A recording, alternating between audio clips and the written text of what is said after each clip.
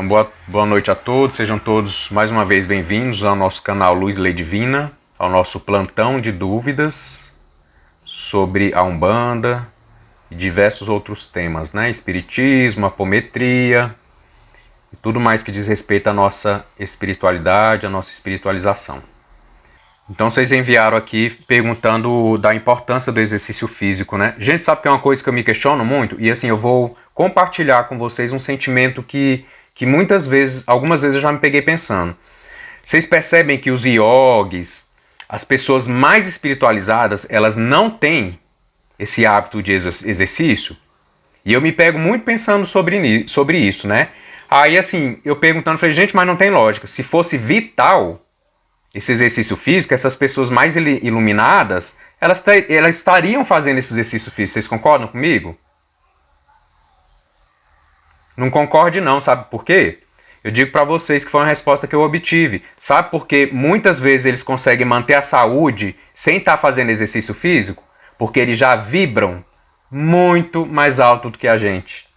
Eles já conseguem trabalhar a saúde porque o estado mental, emocional e físico deles está em coerência, está em equilíbrio e está vibrando numa sintonia muito maior.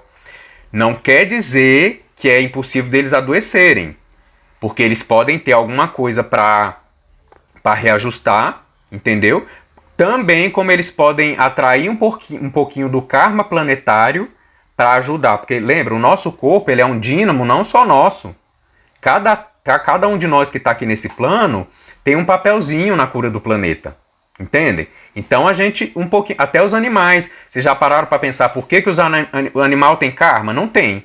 Animal tem livre-arbítrio? Não tem, então ele não pode ter karma se não tem livre-arbítrio. Então por que os animais têm doença? Então por que os animais, eles nascem com doença? Vocês já pararam para pensar sobre isso?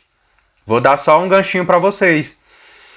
Para quem não pensou, para quem não tem uma ideia sobre isso. O que acontece? Quando o nosso corpo, quando a nossa alma ela entra no processo de reencarne, ela tem que puxar também a matéria que está no plano que ela está reencarnando. E essa matéria ela já está em desequilíbrio, entende? Ela já está poluída. Então um pouquinho dessa matéria todos nós pegamos.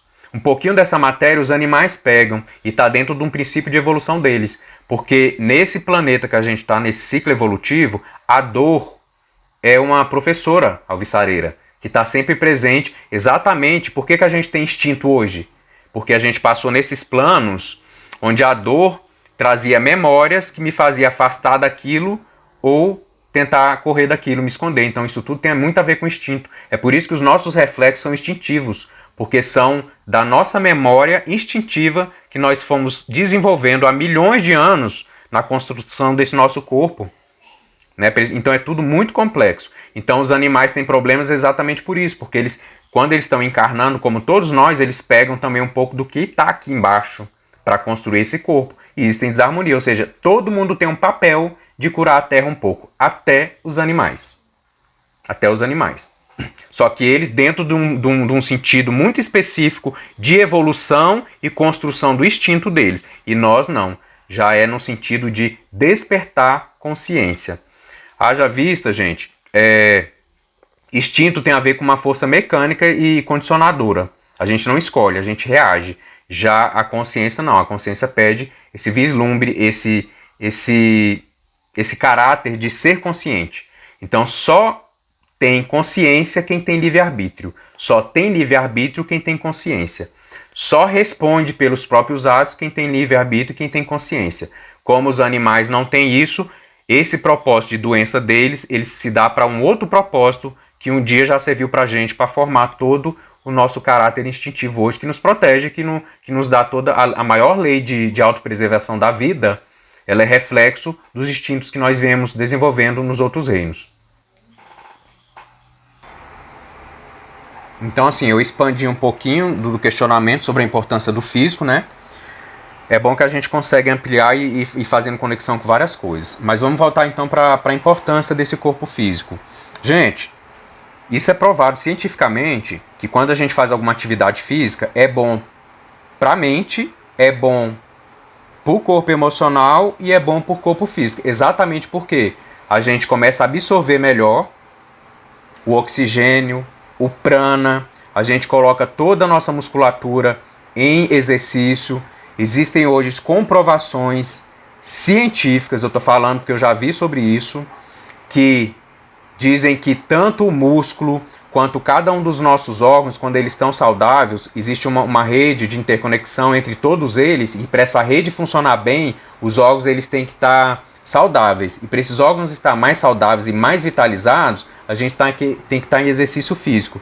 Inclusive é dito que o músculo tem um tipo de molécula que ele vai liberando no corpo, que tem uma memória que ajuda em todo o nosso sistema imunitário. Como é que a gente melhora a saúde do nosso músculo? Exercitando. Então, assim, a segregação, o equilíbrio da secreção das nossas glândulas hormonais, então tá tudo vinculado. Como a gente vibra muito mais, quase que 100% no corpo e na carne, diferente desses seres mais iluminados, então a gente precisa dar o máximo de saúde para esse corpo, também daqui para lá, porque o que a gente faz aqui, projeta lá. Como a gente faz muita coisa errada daqui para lá, alimentação, pensamentos, hábitos, comportamentos, atitudes, e até às vezes o ócio, a preguiça, ou seja, o não fazer nada, então, ou seja, a gente dificulta a própria capacidade dos nossos órgãos físicos de processar o prana que a gente capta pela luz solar, pela respiração, então, ou seja, está tudo interligado. Então, por que o exercício físico está diretamente conectado com esses estados de ansiedade, ou a falta, né, do exercício físico está ligado com esse estado de ansiedade, de agonia, de nervosismo? Exatamente porque os nossos órgãos físicos estão com energias estagnadas, não estão processando bem o prana, nós não estamos respirando bem, e assim o nosso corpo vai sucumbindo. E o exercício físico o que faz? Ativa. Melhora a circulação sanguínea, isso oxigena mais o meu cérebro, oxigena mais a minha musculatura, oxigenando o meu sangue indo mais rápido em todos os órgãos, está levando mais nutrientes. Então é muito físico, porque a gente ainda é muito mais físico do que espiritual, diferente dos seres mais iluminados que não precisam fazer tanto exercício ou não fazer exercício físico e estão muito bem saudáveis aí. Porque existe uma questão de vibração que é totalmente diferente do que a nossa. Então vamos lá. Base moral firme e reforma íntima verdadeira são o antídoto para tudo que é ruim?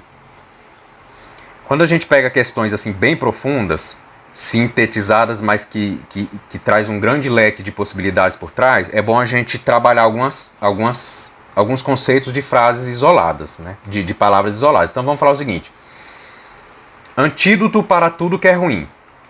Aí a gente vai falar o seguinte: não existe assim antídoto para tudo. Não existe, né? Existem antídotos que são somados para a gente ir atacando, de sentido positivo, né, algumas coisas ruins.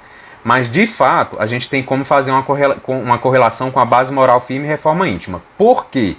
Vocês concordam com uma pessoa que tem uma base moral firme? Ela está indo numa direção de desenvolvimento, de compreensão, de entendimento, ou seja, de realização da evolução dela? Uma pessoa com base moral firme, ela está indo para frente e avante.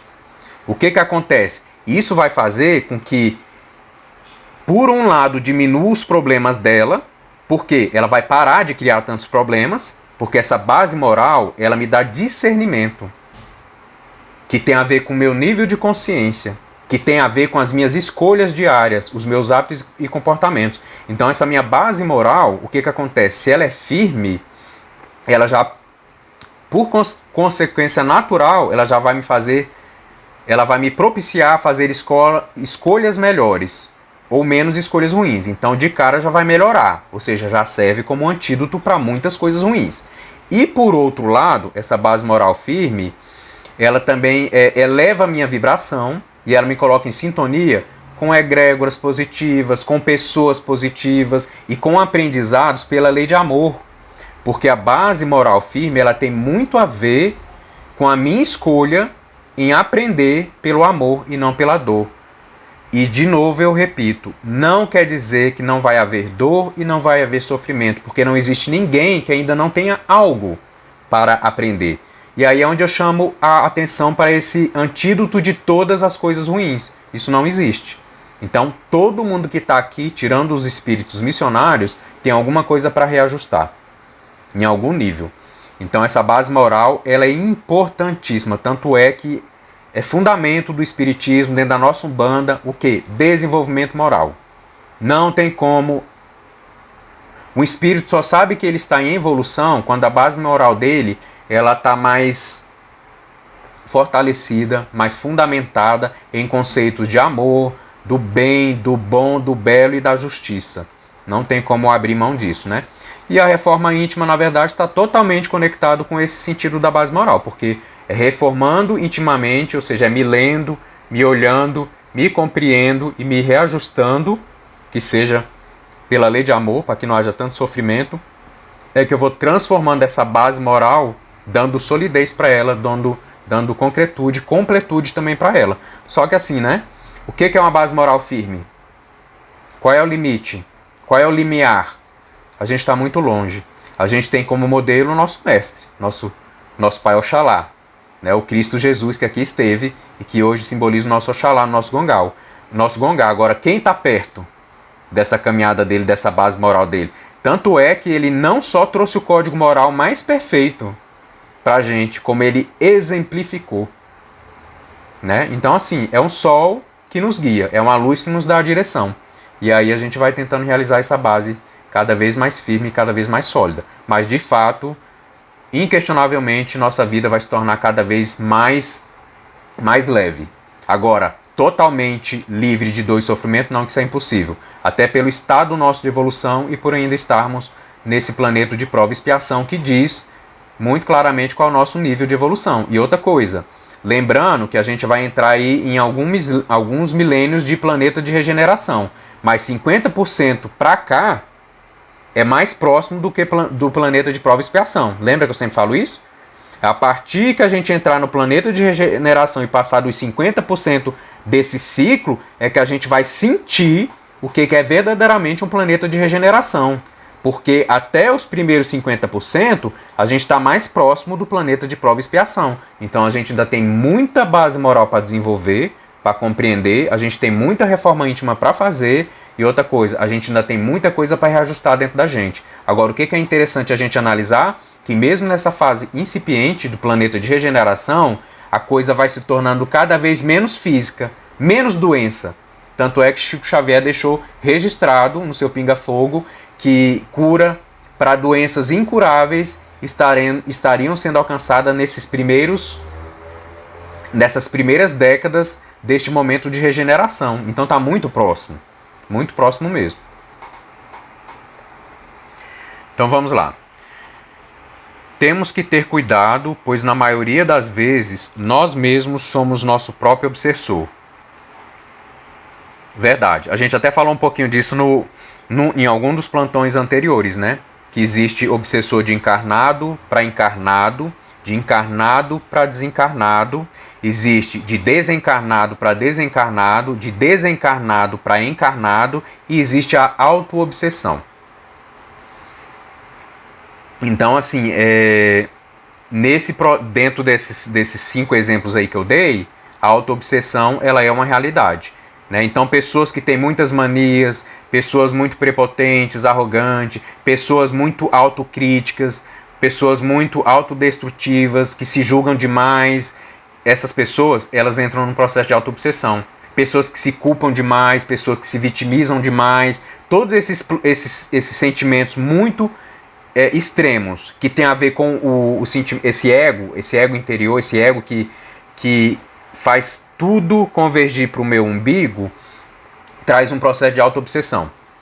E como todo processo de obsessão, é muito difícil sair desses ciclos de obsessão. E o que é grave a gente perceber? Que todo auto-obsediado vai atrair outros obsessores. Naturalmente. Né? Aí a próxima pergunta até fala assim, para esclarecer mais essa questão. Por que o obsessor, o espírito de luz, se conecta com a gente pelo vapor ou fluido? Na verdade, não se conecta a gente pelo vapor nem pelo fluido, mas pela nossa vibração.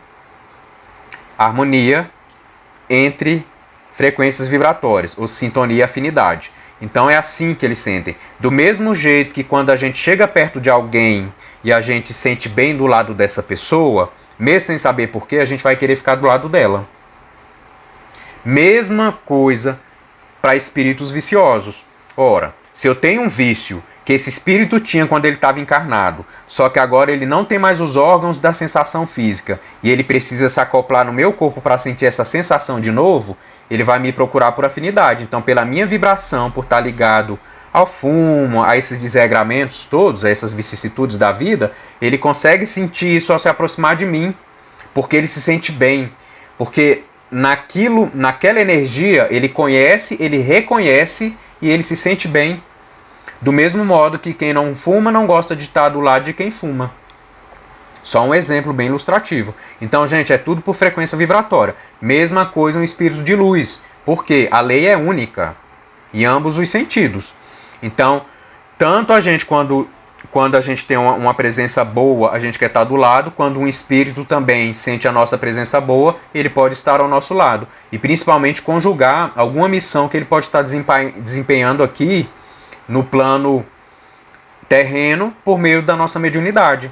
É assim que nossos guias estão conosco. Então, assim, existe uma sintonia entre nós e os nossos guias, porque senão não haveria mediunidade possível, né? E esse processo de sintonização tem a ver com similaridades, tem a ver com particularidades que projetam esses espíritos para um propósito que os aproxima, né? Porque é até dito que muitos dos nossos guias, isso não é uma regra absoluta, tá, gente? Que fique claro. Mas é muito possível, é muito comum, talvez mais do que a gente pense, que muitos dos nossos guias, na vida deles lá atrás, eles tiveram os mesmos problemas que a gente está tendo hoje, que a gente precisa resolver. Como eles resolveram lá, eles são os melhores professores para nos ensinar, para nos guiar a sair dos mesmos problemas que um dia eles já superaram, né? Então eles são mestres disso, eles dominaram essa área. Então tem essa peculiaridade dos nossos guias.